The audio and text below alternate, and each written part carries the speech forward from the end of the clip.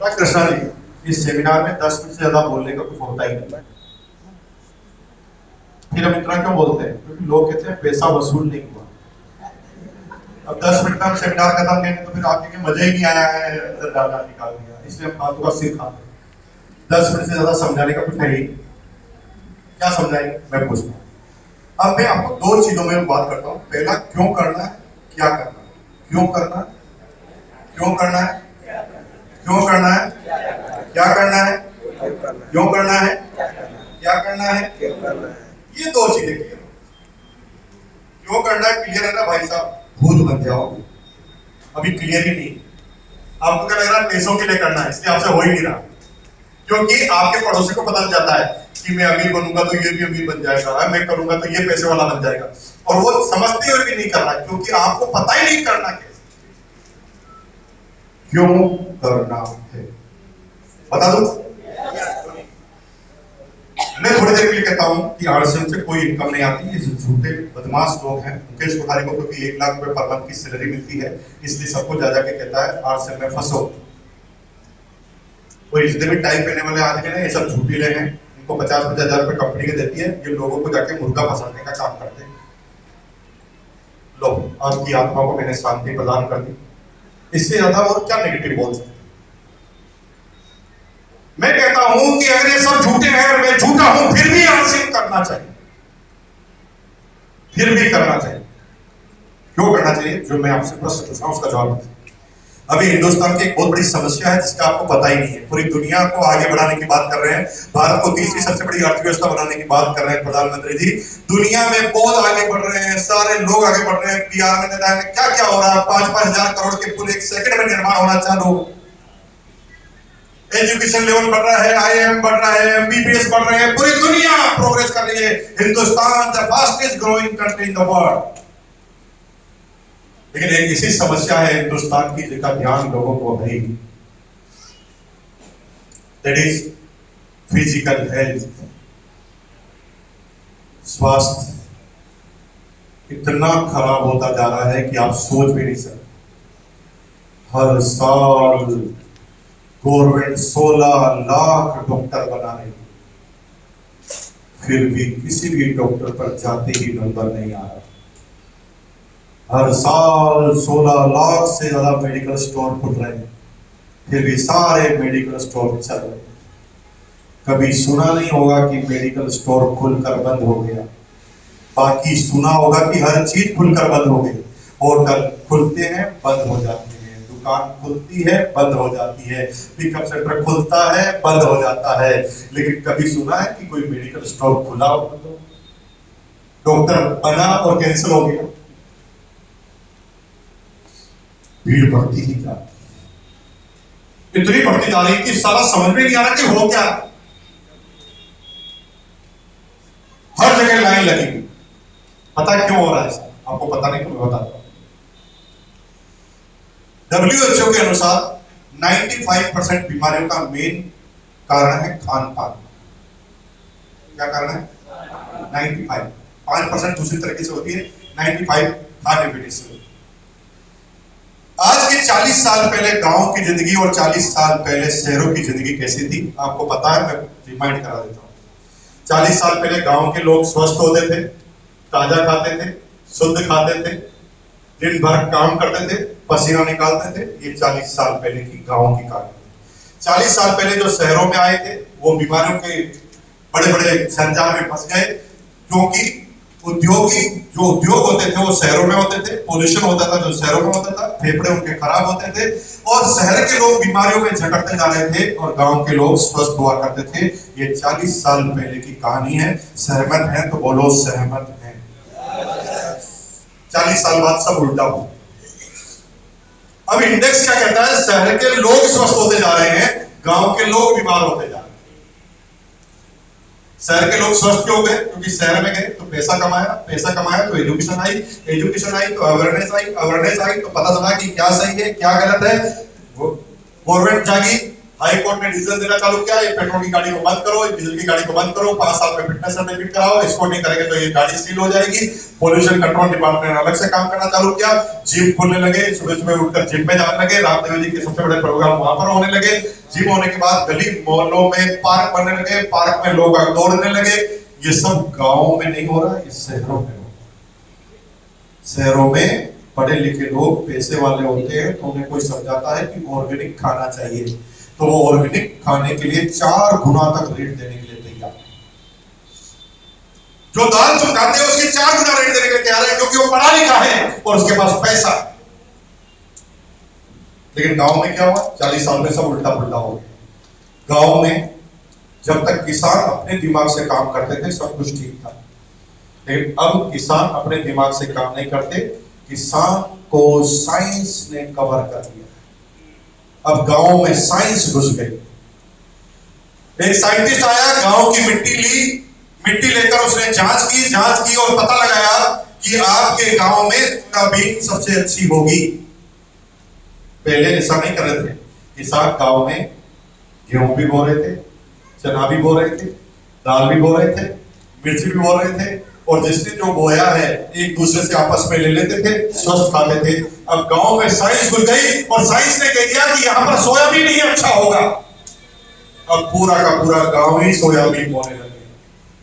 गांव में सोयाबीन तो पर्याप्त हो गया, अब हरी मिर्च और लाल मिर्च चाहिए, तो कहां जाना पड़ेगा? दुकान पर। कहां जाना पड़ेगा? तो गांव के लोगों की इनकम कम होती कि ज्यादा होती? कम होती है। तो गांव में जो सबसे सस्ता देगा उसके पास जाएंगे कि जो महंगा देगा उसके पास जाएंगे? सस्ता देंगे। तो सस्ता सही कैसे होगा, प्रश्न ये है। आज एक काम करना, मेरे कहने से गांव में एक दुकान पर जाना, उससे कहना सूखी लाल मिर्च क्या रेट है? क्या बोलोगे? रेट है 200 रुपए किलो। उससे बोलना पीसी हुई क्या रेट है? वो 150 रुपए किलो। ये क्या हो गया? सूखी मिर्च 200 रुपए किलो, पीसी हुई 150 रुपए kilo. How is it possible?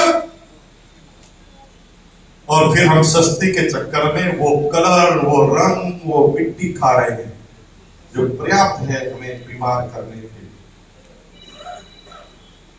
और बात बताता हूं, मूंगफली, जैसे आपके बादाम कहते हैं, बिहार में क्या कहते हैं? बिहार में एक आदमी ने कहा बादाम खाओ, वो तो मूंगफली।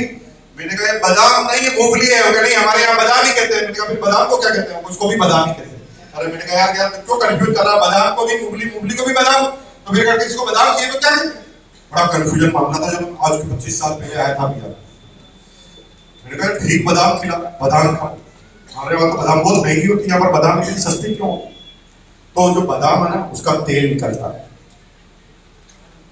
और मजे की बात है, बादाम का जो दाना है, बादाम का जो दाना है वो आज होलसेल के रेट में पता करके जाना, यहां से जाने से आपको आश्चर्य होगा। बादाम का दाना 160 रुपए किलो। कितना? 1 किलो बादाम में से 350 ग्राम तेल निकलता है। ये रॉकेट साइंस नहीं, गूगल पे मिल जाए। 1 किलो बादाम में से कितना तेल निकलता है? 350 ग्राम। तो तेल की रेट तो 500 रुपए किलो होनी चाहिए, तेल भी 160 रुपए किलो में लिखा। और नीचे लिखा शुद्ध मूंगफली का तेल। मुझे बताओ, जवाब दीजिए आप।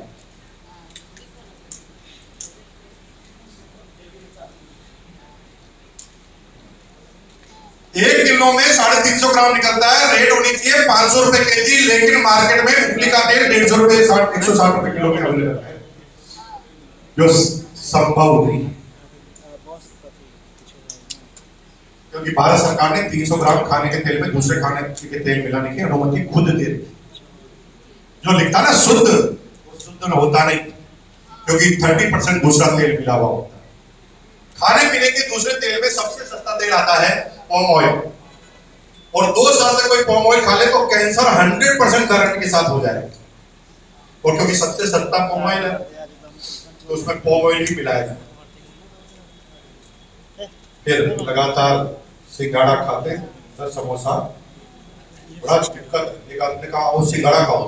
हमारे यहाँ सिंगाड़े का मतलब वो पानी में उगता है जो फल है। तो उसने कहा सिंगाड़ा खाओ, उसने आगे समोसा रख दिया। अरे मैंने कहा भाई क्या है? सिंगाड़ा है। मैंने कहा फिर सिंगाड़े को क्या कहते हो? कंफ्यूजन, कल्चर का अलग कंफ्यूजन। सिंगाड़ा कितने चाव से खाते हैं। ये सिंगाड़ा 2 साल ही काफी है कैंसर करने के,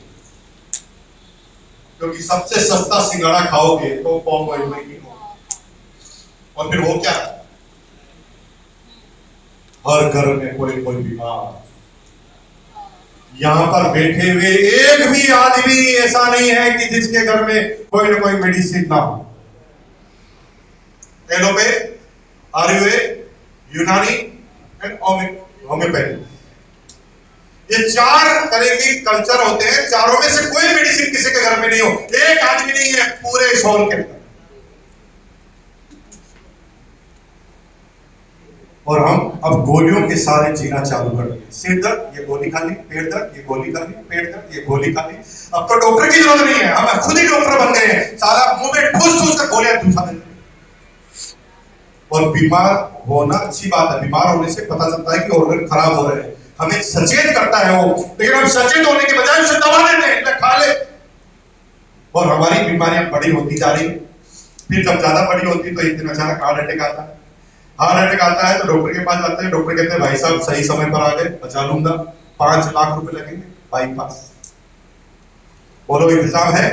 अरे डॉक्टर साहब आप पैसों की चिंता मत करो, इलाज करो, घर भेज दूंगा, मेरे भाई को मरने नहीं दूंगा। ओहो, अब घर बेचने के लिए तैयार है। साला जब संगवाड़ा खा रहा था सच्चा तेल लेने के लिए खरीदते तब तैयार नहीं, अब घर बेच देगा क्योंकि हार्ट अटैक आ गया। हार्ट अटैक ना आए उसके लिए कुछ नहीं करेगा। 90% लोग इस गमगम में जीते जा रहे। क्यों मार्केट का प्रोडक्ट नहीं लेना चाहिए? क्योंकि मार्केट का प्रोडक्ट जो है ना, डुप्लीकेट होने की पूरी संभावना होती है, क्योंकि वहां पर डिस्ट्रीब्यूशन पर कंट्रोल नहीं।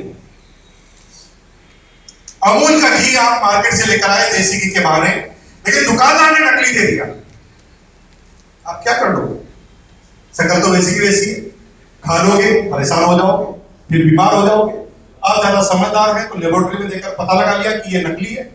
नकली पता भी चल जाए आपको कि दुकानदार ने नकली दिया तो आप कर क्या लोगे? बताओ मुझे, क्या कर लोगे? देखिए दुकानदार ने नकली दे दिया, आपको पता चल गया तो आप क्या कर लोगे? आप केस कर लोगे। हेलो, सूली पे लटका सकते हो उसे? आप जाओगे केस कर दोगे, कोर्ट का नोटिस आएगा, कोर्ट का नोटिस आएगा तो उसको पता चल जाएगा केस किसने किया। वो तुम्हारे हाथ में जाके घुस कर आएगा दुकानदार, कर दिया केस, मिल गई आत्मा को तसल्ली। अब ज्यादा खुश मत हो, ये केस का रिजल्ट आएगा ना तब तक हम दोनों ही ऑटोमेटिक मर चुके होंगे।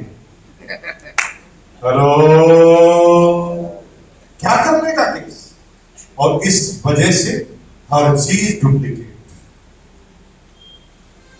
दूध डुप्लीकेट, घी डुप्लीकेट, आटा डुप्लीकेट, दालें डुप्लीकेट, मसाले डुप्लीकेट। साला एक चीज तो बता दो जो डुप्लीकेट ना। लेकिन शरीर में ताकत इतनी होती है कि खाते ही कोई बीमार नहीं होता, क्योंकि शरीर में अपने अंदर एक ताकत होती है। वो थोड़े दिन तक तो लड़ता रहता खुद ही, फिर कहता भाड़ में जा। जब बार बार गड़बड़ करता है तो शरीर क्या कहता है? भाड़ में जा। फिर शरीर में चालू होती है बीमारी, कोई कंट्रोल नहीं। डायरेक्ट सेलिंग में कोई डुप्लीकेट करना चाहे तो डुप्लीकेट हो नहीं सकता, क्योंकि मार्केट की तरह प्रोडक्ट नहीं मिलते डायरेक्ट सेलिंग में। डायरेक्ट सेलिंग के प्रोडक्ट डायरेक्ट सेलिंग की दुकान पर ही मिलते हैं, इसलिए डायरेक्ट सेलिंग की कंपनी कभी ये नहीं कह सकती कि मेरा प्रोडक्ट नहीं है। लेकिन मार्केट में सब जगह एक प्रोडक्ट मिलता है, इसलिए कौन डुप्लीकेट कर रहा है हमें पता ही नहीं। आपने बचपन में सुना होगा, आप जिस क्लास में पढ़े होंगे वहां पर टीचर मॉनिटर क्लास का उसी को बनाते थे जो सबसे ज्यादा बदमाश बच्चा होता है।